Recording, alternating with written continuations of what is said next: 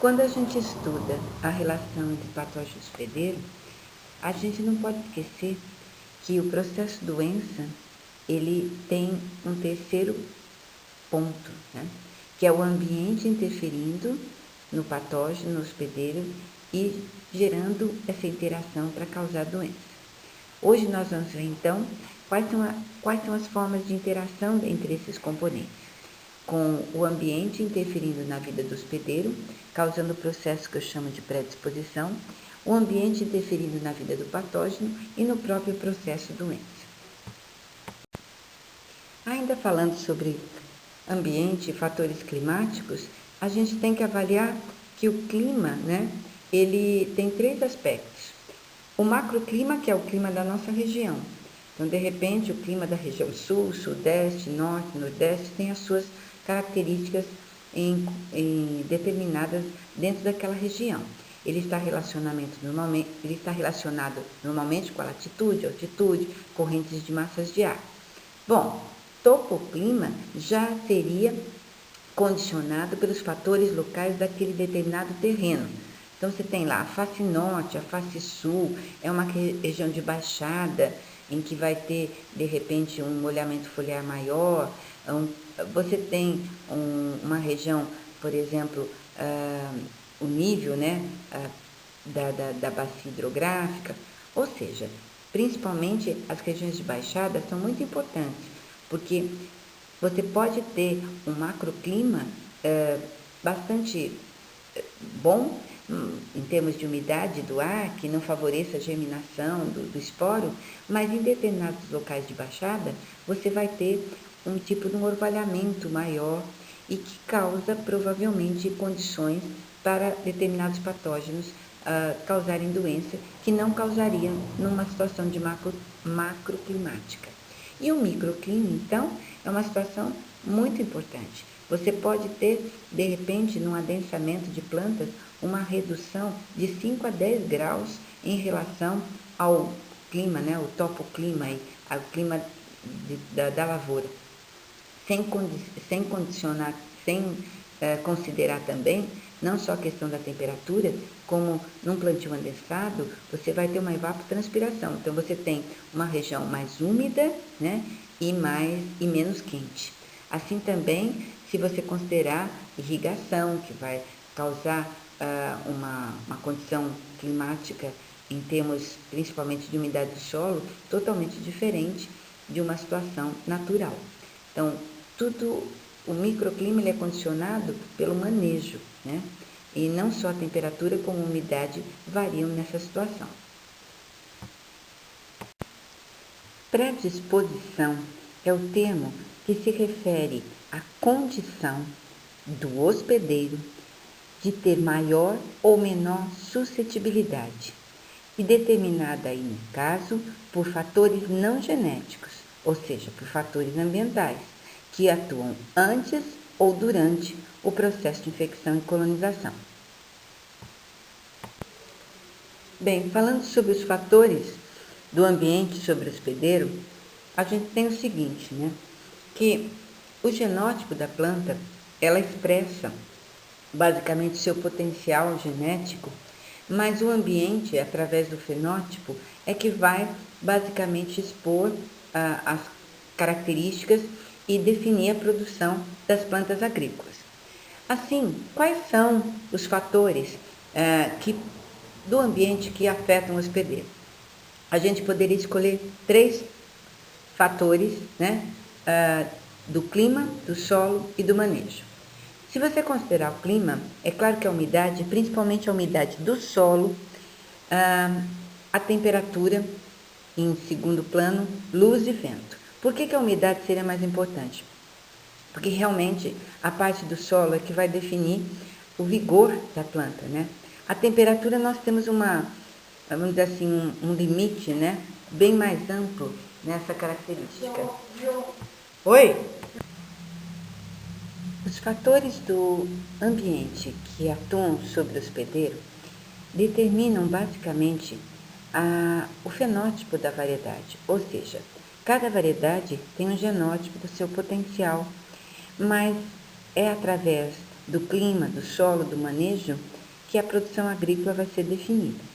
Como fatores associados ao clima, eu cito preferencialmente a umidade do solo, que determina, muitas vezes, até mesmo a situação de vida de uma planta, muito mais a sua predisposição.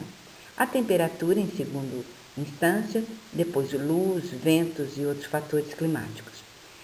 O solo, preferencialmente, além da umidade do solo, nós teríamos bastante influência dos nutrientes no vigor da planta e também do pH interferindo na absorção desses nutrientes e da matéria orgânica, que vai causar, entre outras situações, a aeração do solo e também interferir na vida do patógeno.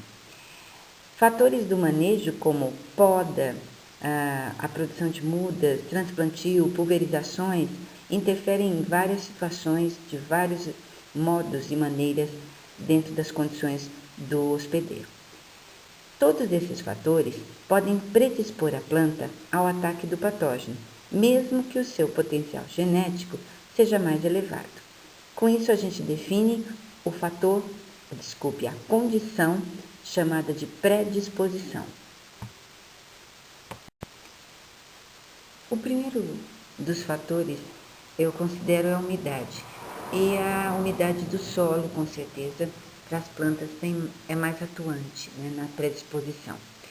E não só o fato do excesso ou da deficiência, né, que seria o estresse hídrico, é um fator predisponente, mas também o fato da sua duração. Quanto tempo esse estresse hídrico ocorreu? Qual foi a sua intensidade? E a gente vai ver que essa situação predispõe com certeza as plantas ao ataque de doenças. Entre os fatores que podem predispor o hospedeiro, nós falamos da água. É claro que a água, ela é a característica da vida, que determina a vida no planeta, mas nem sempre ela pode causar benefício para a planta. Quando ela está em excesso ou quando ela está deficiente, esse estresse hídrico, ele pode gerar predisposição nas plantas. 2 exemplos eu trago aqui. Vamos checar o primeiro, podridão de raízes causada por Pythium phytophthora ou micetos cromistas. Nesse caso, como que a podridão, ou melhor, o que a podridão tem a ver com a questão da água? O excesso de água vai tomar os espaços do solo e onde era para estar o oxigênio vai ter água. Sem oxigenação, as raízes vão acabar apodrecendo, melando. E isso, basicamente, vai ser uma porta de entrada para fungos oportunistas, como o Pythium, causando a podridão de raízes. Então, vocês veem que o excesso de água conduziu uma predisposição no hospedeiro, já que sem oxigenação, as raízes passaram a morrer, né, a apodrecer. E através desse ferimento, né, um fungo oportunista entra e causa doença. Se não fosse o excesso de água, talvez não teríamos o ataque do Pythium. Pessoal, hoje começamos um novo capítulo. Até então a gente estudou todas as relações em que o patógeno hospedeiro sofriam devido ao ataque e defesa, gerando o processo doença. Mas não é só o patógeno hospedeiro que trabalham intensamente nesse processo. O ambiente também pode interferir no processo doença. E hoje a gente vai ver exatamente isso. Nesse slide você percebe que os fatores ambientais, eles podem atuar sobre o patógeno, sobre o hospedeiro, até mesmo o hospedeiro doente. Então a gente vai começar exatamente isso, falar sobre os fatores ambientais que atacam diretamente ou que afetam diretamente o hospedeiro. Bem, essa interação hospedeiro-patógeno, ela pode sofrer e sofre várias ações, interferências das condições ambientais. E essa interferência, ela pode fazer com que a severidade da doença seja maior ou seja menor. Aqui nós estamos dando um exemplo, né, de uma doença muito conhecida aqui na região, o mofo branco. O mofo branco, ele é o agente causal dele, desculpe, é a esclerotina e esclerotióreo. E você tem uma doença muito importante no Brasil. E para ela realmente ter maior severidade, você tem aí uma temperatura bastante variável, né? Você vê que o limite não é bem da temperatura, porque a temperatura ela vai variar de 5 a 30 graus.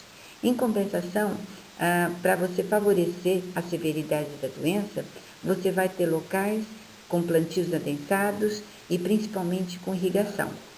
E você não pode esquecer também que na nossa região tem muito plantio direto, que incorpora palhada, ajudando também na sobrevivência do patógeno. Aqui nós temos um resumo, então, do que o excesso de água ou inundação do solo pode causar nas plantas. O papel ou a consequência principal seria a disponibilidade de oxigênio nas raízes, gerando injúrias, gerando ferimentos, né? E esses ferimentos acabam sendo porta de entradas para muitos fungos oportunistas. Outra consequência que a gente não falou é que o fato da célula, né, estar cheia, túrgida, numa situação onde você tem excesso de água, vai causar um esticamento celular, fazendo com que ela fique suculenta, tenra, facilitando a penetração e colonização por patógenos. Isso são alguns exemplos que já foi visto na literatura com duas bactérias, com a Ervínia e com a Pseudomonas, que causam mais murchas em situações de extrema suculência, em solos encharcados. E por último também, o fato da planta, né, absorver muita água vai gerar mudanças estruturais não só a nível de raiz, até mesmo a nível de folha, porque o que acontece? O esticamento celular das células da epiderme pode gerar uma redução na espessura ou até mesmo um rachamento da cutícula e imperfeições também no tecido palissático, tornando as células mais fáceis de serem penetradas. Assim como o excesso de água, né, pode causar uma predisposição no hospedeiro, é claro que a falta de água também vai gerar. Sem água, né, basicamente você não tem metabolismo. Todas as reações metabólicas ocorrem na presença de água. Se houver uma alteração da disponibilidade de água e nutrientes, é claro que a planta vai ficar menos vigorosa. Isso vai gerar uma predisposição. Uma planta com deficiência hídrica e, consequentemente, nutricional, já que os nutrientes vão junto com a água, ela vai ter menor resistência ao patógeno. É uma interação de fatores. Na figura à esquerda e à direita, você vê sintomas de uma podridão causada por um fungo chamado macrofumina. O déficit hídrico, associado a altas temperaturas, faz com que o patógeno fique menos vigoroso, menos resistente ao ataque dessa doença.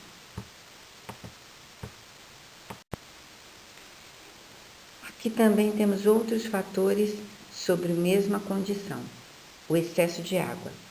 No primeiro caso, à esquerda, vocês veem um solo muito encharcado e a cultura do tomate mostra plantas, né, que já estão no processo de murcha. Por quê? Porque a Ralstonia, que é uma bactéria, também entra por ferimentos. E esses ferimentos foram ocasionados, como a gente disse anteriormente, pela falta de oxigenação do solo que estava encharcado.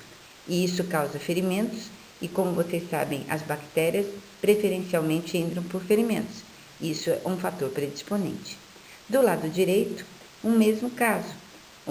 Um campo de batata semente, onde você vê algumas falhas, né, decorrentes da podridão de raiz, da planta morta, exatamente por um excesso de umidade decorrente da falta de oxigenação pelo encharcamento do solo. Além da falta, né, ou da deficiência hídrica, você tem problemas também da alternância hídrica. Ou seja, se o excesso d'água gera todos aqueles problemas de falta de oxigenação, de aumento de suculência, a deficiência, é claro que altera toda a disponibilidade de nutrientes da água e também vai gerar um mau desenvolvimento, já que toda reação metabólica só ocorre na presença de água, e isso vai diminuir a resistência da planta. Um exemplo muito bom é do CVC, né? Onde a falta d'água, além de causar todos esses danos no mau desenvolvimento, acaba causando um refluxo do xilema. E a bactéria que é disseminada pelo xilema, ao invés de só subir, acaba descendo e aumenta a colonização da planta. Agora, a alternância hídrica também é um problema. O que seria alternância hídrica?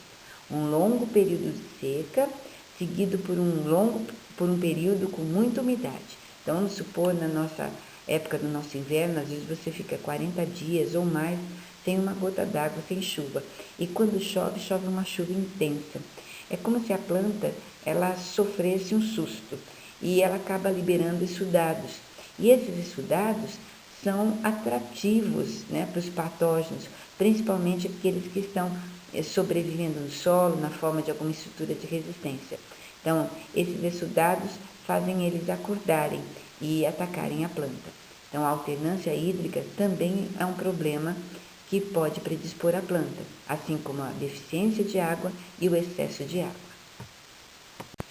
Além da questão da nutrição, a temperatura também atua, mas numa intensidade um pouco menor.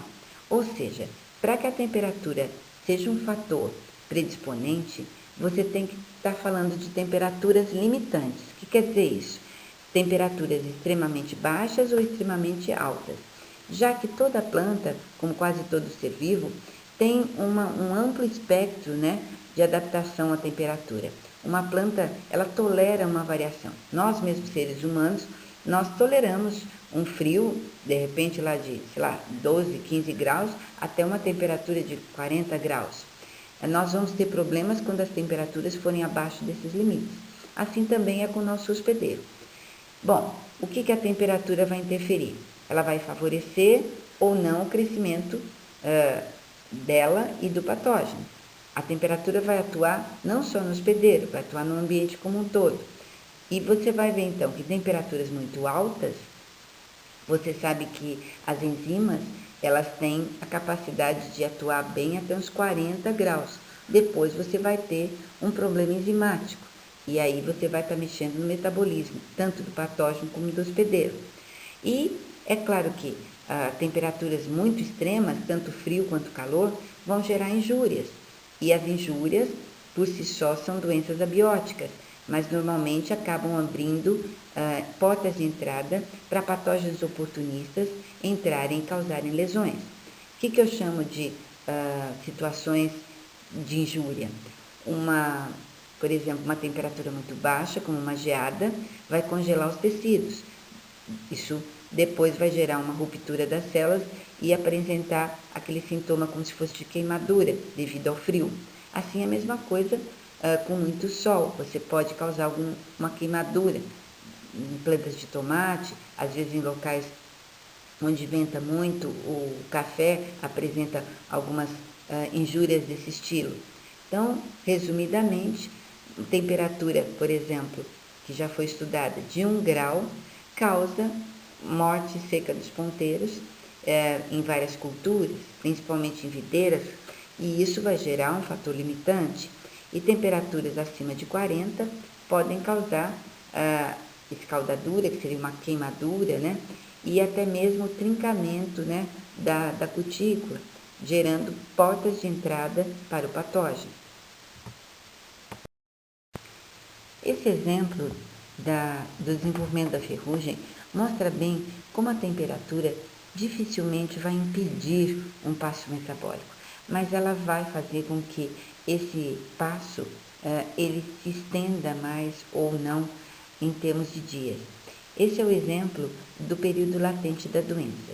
Se vocês se lembrarem, período latente é aquele período medido normalmente em dias, desde a inoculação da planta até a apresentação dos primeiros sintomas. Nesse caso, vocês vão ver que em temperaturas altas nos meses de verão, a gente chega a ter 19 dias de período latente. Em compensação, nos meses de inverno, com as temperaturas baixas, e o metabolismo fica mais baixo, esse período latente passa a ser de 60 dias. Um outro fator muito importante na questão dos efeitos do ambiente sobre a predisposição do hospedeiro é a questão nutricional, né? Plantas mal nutridas vão ser exemplos de plantas doentes. Nós temos a deficiência nutricional por si só e muitas vezes a questão do pH, onde pH ácidos inibem ou reduzem a absorção de nutrientes e acabam também gerando desnutrição vegetal. O uso então de fertilizantes é basicamente, vamos dizer assim, absolutamente necessário para que você tenha plantas vigorosas e tenha uma maior produção. Entre eles, vamos citar os 3 macronutrientes, o NPK, nitrogênio, fósforo, potássio. Esses 3 elementos, eles são fornecidos, ou eles devem ser fornecidos na planta em grande quantidade para que a planta seja vigorosa e tenha capacidade de resistir, né, à doença. Um outro fator, além da água e da temperatura, nós chamaríamos a atenção do quesito nutrição. O desbalanço nutricional ele pode, em certeza, causa uma alteração no vigor da planta que vai ser, vamos dizer assim, exteriorizada na redução da reação de defesa da planta, tornando-a mais suscetível. Bom, entre os nutrientes, o NPK, como a gente já falou, são os mais exigidos e que também vão mostrar seus efeitos em grande quantidade. O nitrogênio, como a gente viu, quando ele está em excesso, uma das situações seria aumentar a suculência e retardar a maturação, prolongando o período vegetativo dessa planta, né? A planta fisiologicamente não seria madura e isso a torna mais suscetível. Mas é claro que a deficiência de nitrogênio também gera problema, porque o nitrogênio faz parte, como a gente já comentou, de várias moléculas importantes. Vou dar um exemplo do DNA, da proteína, e é claro que sem esse nitrogênio, a síntese dessa substância seria prejudicada e a predisposição à doença seria uma consequência. Iniciando pelo fator nitrogênio.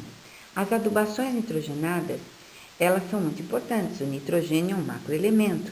Ele entra na composição de várias moléculas orgânicas necessárias para a célula, como a proteína, como o próprio DNA, na formação das bases nitrogenadas, mas o seu excesso também tem problemas. Um deles, né, é que o nitrogênio estimula o crescimento vegetal, o crescimento da célula. E esse crescimento passa a ser tão rápido que, se vocês lembrarem de biologia celular, a parede celular primária, ela é muito fina, né? Apesar de resistente, ela é muito fina e suculenta. E o que acontece? O crescimento celular sendo rápido demais, não dá tempo da célula, mesmo que madura, fazer a deposição secundária e o espessamento da parede celular. Então, plantas que têm adubação nitrogenada em excesso, principalmente no início do plantio, passam a crescer muito, mas o seu tecido, fisiologicamente falando, é imaturo, é suculento. E o que tem a ver isso? É claro que um aumento de suculência nos tecidos vegetais gera uma maior possibilidade de penetração pelos patógenos, principalmente os patógenos fúngicos ou nematóides que penetram diretamente. Então, eu coloquei aí que o aumento da suculência prolonga o período vegetativo da planta, né? Ou seja, ela cresce demais, mas não amadurece do ponto de vista fisiológico. Você vai ter muitas brotações, né? Mas também suscetibilidade ao patógeno, por causa do retardo da maturação, não só dos tecidos, como da planta como um todo, dos frutos. E os adubos nitrogenados, eles são agentes que acidificam o solo. E por essa razão, muitas vezes, eles vão acabar tendo prejuízo e lixiviação, né, perda de outros elementos tão importantes como o potássio, o cálcio, o magnésio. Bom, eles precisam ser minimizados, né? Ou melhor, as situações de acidificação do solo devem ser minimizadas e para que você não tenha perdas na produtividade. Muitos experimentos provam isso, é só você fazer uma revisão de literatura. Eu coloquei do lado direito, preferencialmente doenças como ferrugem e oídio, elas são favorecidas quando você tem um aumento da adubação nitrogenada.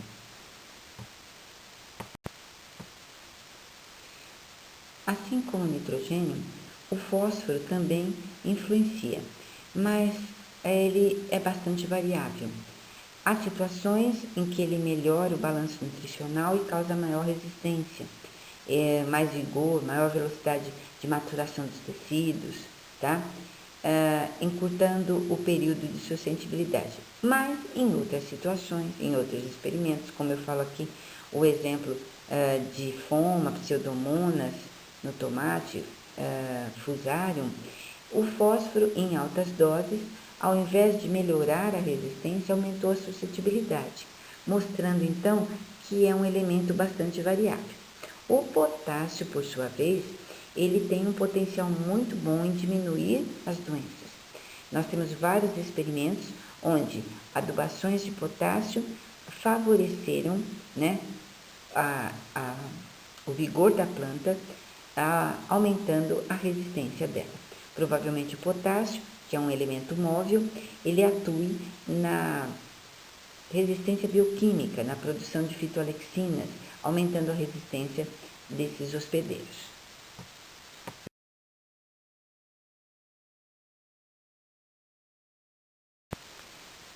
Resumidamente, então, como a gente viu, a ação do potássio, ele vai promover, entre outras coisas, né, o vigor da planta melhor, a cicatrização de ferimentos, o melhor estabelecimento e desenvolvimento do hospedeiro. E aí, então, faltam os micronutrientes, que, mais uma vez, assim como o fósforo, são bastante variáveis. Em algumas situações, o ferro reduziu a ocorrência de um patógeno, outros, o zinco aumentou a severidade da doença, ou seja, piorou a doença. Então, o efeito dos nutrientes sobre a doença não permite generalizações. A gente não vai ter uma tabelinha, né? Mas a gente pode resumir. O excesso de nitrogênio normalmente favorece a infecção através do aumento de suculência e do retardo da maturação. O potássio já é o contrário, ele reduz a infecção e aumenta a resistência.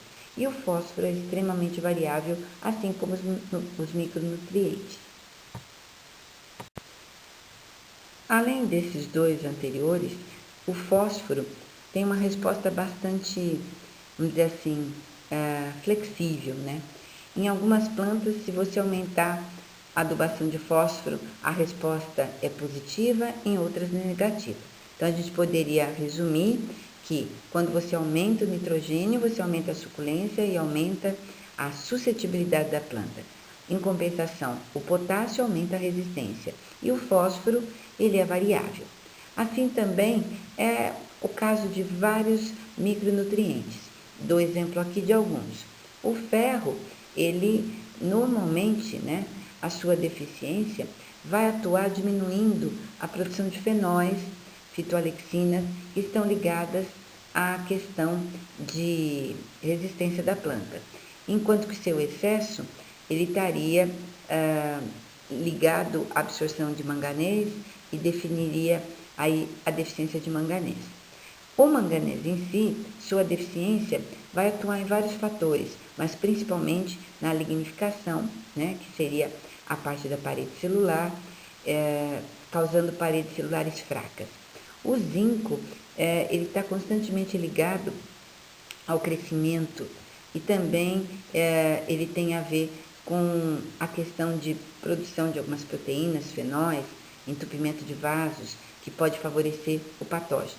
O silício, muito estudado nas últimas décadas, ele tem uma característica de se depositar entre a cutícula e a parede celular e pode reduzir, né, em algumas situações, a infecção daqueles patógenos que acabam penetrando diretamente. Mas, em contrapartida, ele reduz a síntese de fenóis, o que pode gerar uma maior infecção. Então, vocês viram que, com exceção do nitrogênio e do potássio, que tem mais ou menos uma definição, os outros elementos são bastante variáveis e nós não temos uma regra básica. Como eu comentei no slide anterior, o silício ele está sendo muito estudado. Em alguns casos, ele realmente aumenta a resistência da parede celular e ele acaba sendo utilizado como uma forma que seria aumentar a resistência, diminuindo a predisposição. Aqui eu mostro um trabalho até antigo, né? Onde no cerrado foi estudado exatamente essa situação. Você vê que as bolinhas vermelhas, elas definem o número de lesões e as pretas, o conteúdo de silício. Então, nós temos aí uma relação inversamente proporcional. Enquanto você vai subindo o silício, o número de lesões vai diminuindo. Isso é com brusone do arroz, que é uma doença que ataca o arroz, um fungo chamado Pericularia oryzae. Então, você viu que entre os estudos desse autor, ele chega à conclusão que na cultura do arroz, nessa situação que ele testou o silício aumentava a resistência à parede celular, tornando-a menos vulnerável à degradação das toxinas que o patógeno lança durante a penetração. Além da questão nutricional, a gente já comentou, mas vale a pena falar de novo, outros fatores também são importantes, fatores ambientais, né? Nós falamos do pH, que ele atua na absorção dos nutrientes, predispondo com certeza muitas doenças. A acidez do solo favorece quase sempre a infecção fúngica, né? Em solos com pH ácido, o fungo é favorecido e provavelmente a planta, pela predisposição, vai ficar mais suscetível. A luz é um fator que você só vai poder medir em condições artificiais, mas com certeza, sem luz, você tem menos fotossíntese e vai diminuir basicamente a resistência da planta, né? E outros fatores a gente também tem que levar em conta. O vento, ele pode causar ferimentos, acamamento de plantas e predispor a planta. Os agrotóxicos, eles podem não só ter efeitos colaterais, como a fitotoxidez, e alguns efeitos que a gente não conhece, né? Quando você joga um herbicida na planta, né? Você pode estar causando problemas, até mesmo com a microbiota daquele solo. E dependendo, se você não utilizar os agrotóxicos de modo correto, né, como eu falei para vocês, você estaria usando ou causando fitotoxidez. A poluição, é claro que vai causar até mesmo uma camada, né, que vai evitar a própria fotossíntese, e muitas práticas culturais, como a gente falou no início, geram ferimento, e o ferimento é uma porta de entrada para o patógeno.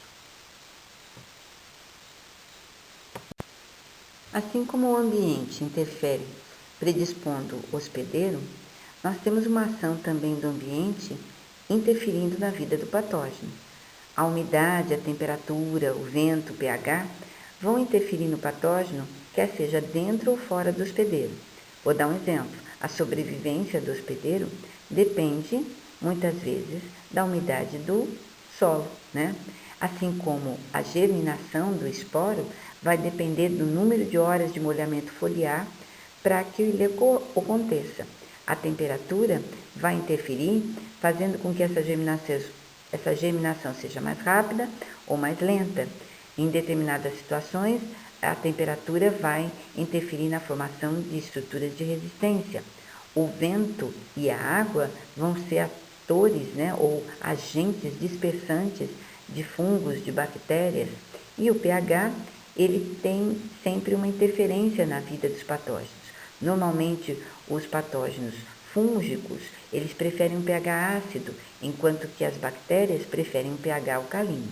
Tudo isso vai interferir, né, de modo positivo ou negativo sobre a vida do patógeno. Bom, nós falamos a ação do ambiente sobre o hospedeiro, né? Agora, a gente teria que falar da ação do ambiente sobre a relação patógeno-hospedeiro. Ou seja, no hospedeiro, não só o que está acontecendo nele, né, na predisposição, mas sim nas fases do ciclo de relação patógeno-hospedeiro. Então, o ambiente vai atuar na sobrevivência, na disseminação, na germinação, na reprodução do patógeno. Aí você teria, então, a atuação basicamente do ambiente interferindo no estabelecimento e ocorrência dessa doença em termos de distribuição geográfica dos patógenos. Bom, para começar, a gente poderia lembrar um pouco, né, o que é sobrevivência, disseminação, infecção, que eu vou ver nos slides seguintes. Mas a umidade, ela pode interferir em vários quesitos desse. Se você não tem chuva, não tem orvalhamento, não tem irrigação, você vai ter a parte aérea, né, mais seca e vai impedir várias situações. Vou dar um exemplo da germinação de esporos fúngicos. A maioria dos esporos precisam de molhamento foliar para germinar. Se não existir horas de molhamento foliar, como na ferrugem asiática, você precisa de 6 a 10 horas de molhamento constante para que o esporo germine e consiga penetrar, você não vai ter o processo doença. Então, você estaria agindo dentro desse ciclo. Uma outra característica também da umidade seria atuar na sobrevivência de patógenos, né? Quando você faz determinadas, vamos dizer, técnicas, né, como uma aração profunda, uma gradagem, você estaria modificando a umidade desse solo, né? Você está jogando o que está embaixo para cima, você está aerando o solo, e isso pode interferir, com certeza, não só na sobrevivência do patógeno, como também na sua disseminação, através do movimento de uma enxurrada. Você pode levar partículas de solo, né? E você também estaria causando essa situação. Isso ao nível de solo, que é claro que uma chuva você vai ter a principal via de disseminação a curta distância e de disseminação de patógenos fúngicos e fungos mucilaginosos. E a própria reprodução, ela está sempre dependente da umidade. Muitos dos esporos são liberados em ambiente úmido. Uma projeção, por exemplo, da asca com os ascosporos, das basílias e os balistosporos, são determinados de acordo com a umidade do ar. As temperaturas, como a gente viu, não vão basicamente impedir, né, a não ser que elas sejam extremamente altas ou extremamente baixas, mas elas vão determinar a velocidade de algum desses processos. Como eu comentei, a germinação dos esporos pode ser mais lenta ou mais rápida, de acordo com a temperatura. E outros processos, como a própria colonização. Se você tem a colonização dos vasos condutores, via xilema, por exemplo, a disseminação, né, a colonização dentro da planta vai depender num dia mais quente, com certeza a evapotranspiração vai ser maior e o movimento do xilema vai ser mais rápido. O vento, assim como a água, está muito ligado à disseminação de esporos, principalmente os esporos fúngicos, né, não mucilaginosos. E o pH, ele vai interferir não exatamente na relação patógeno-hospedeiro, mas ele vai definir, predispondo a planta, como nós já vimos, e também atuando sobre o patógeno. Os fúngicos, os patógenos fúngicos, gostam de pH ácido, enquanto que os bacterianos preferem um pH básico. E aqueles outros fatores que a gente já definiu, luz, teor de matéria orgânica, herbicidas, vão atuando, por exemplo, a luz na população residente que vive sobre a folha, né? Matéria orgânica vai definir a capacidade de sobrevivência da atividade saprofítica de muitos patógenos.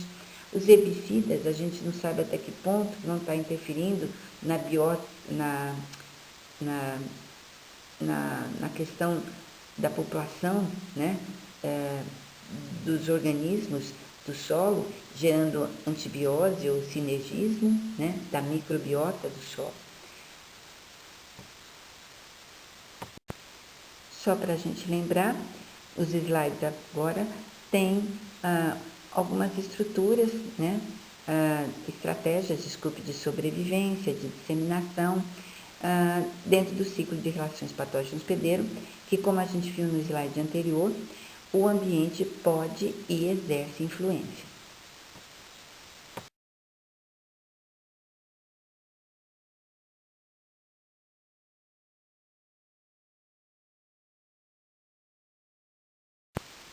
Finalizando, pessoal, o ambiente ele interfere diretamente no patógeno e no hospedeiro, no processo da doença e também indiretamente na microbiota do solo, na microbiota epifítica que vive sobre as folhas, e essa interferência é uma interferência indireta, né? Ou seja, muitas vezes, através da temperatura e da umidade, você vai causar uma reação naquela população sinergística ou antagônica ao patógeno, e assim interferir no processo de doença. Bom, a gente estuda o ambiente com a finalidade de controlar. Então, toda vez que você usa medidas de controle como essas relacionadas, uma boa drenagem do solo, uma irrigação adequada, você está, de alguma maneira, né, interferindo de modo a evitar uma predisposição da planta ou a evitar uma condição favorável ao hospedeiro ou ao processo de doença. Quando a gente faz uma boa drenagem no solo, a gente evita o excesso de umidade e todas as consequências que a gente viu. A mesma coisa com uma irrigação adequada. Se você está molhando demais, você está causando um excesso de umidade, de menos você está causando uma escassez e um problema de falta d'água. O espaçamento e a densidade de plantio vai definir um microclima, que pode definir situações que favoreçam a germinação do patógeno, a disseminação do patógeno. A adubação balanceada, como nós vimos, é essencial para que você tenha situações como uma questão de plantas bem adubadas em nível de nitrogênio e sejam, não tenham suculência exagerada, sejam maturas do ponto de vista fisiológico, a adubação de potássio, que aumenta a resistência. A acidez, o pH, ela interfere basicamente na nutrição e também na vida do patógeno.